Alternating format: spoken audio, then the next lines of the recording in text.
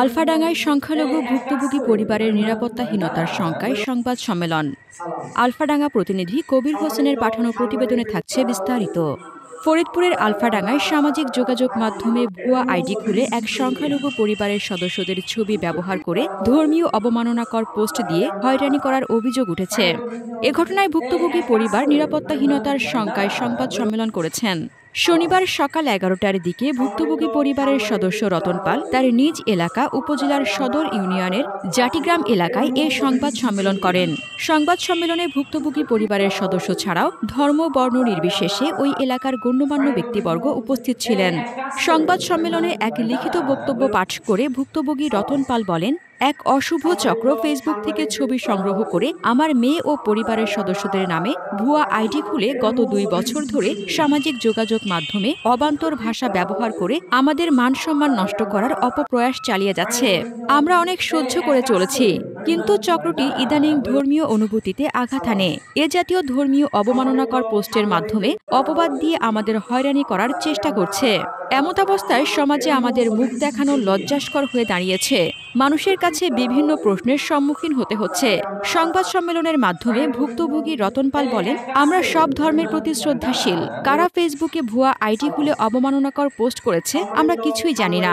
এ ঘটনার পর থেকে আমাদের পরিবার দুশ্চিন্তার মধ্যে রয়েছি। যে কোনো সময় আমার পরিবারের উপর সাম্প্রদায়িক আক্রমণের আশঙ্কা করছি।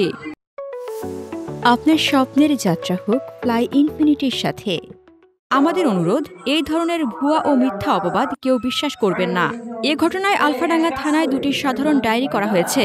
এই অশুভ চক্রকে চিহ্নিত করে শাস্তিমূলক ব্যবস্থা গ্রহণের মাধ্যমে নিরাপত্তা বিধানে প্রশাসনের প্রতি দাবি জানান ভুক্তভোগী পরিবার।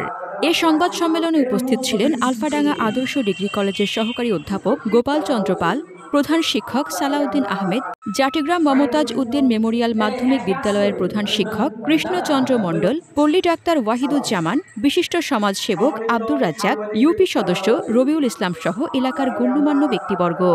এলাকার স্থানীয় লোকজন জানান, আমরা যখন ফেসবুকে ধর্মীয় অবমাননাকর পোস্ট দেখি তখন বুঝতে পারি এটা ভুয়া আইডি।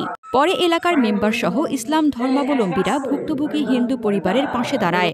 এ কারণে কোনো অপ্রীতিকর ঘটনা ঘটতে পারেনি। তবে এই ঘটনাটি সামাজিক যোগাযোগ মাধ্যমে ছড়িয়ে পড়লে এলাকার বাহিরের মানুষের মধ্যে বিভ্রান্ত তৈরি হয়েছে।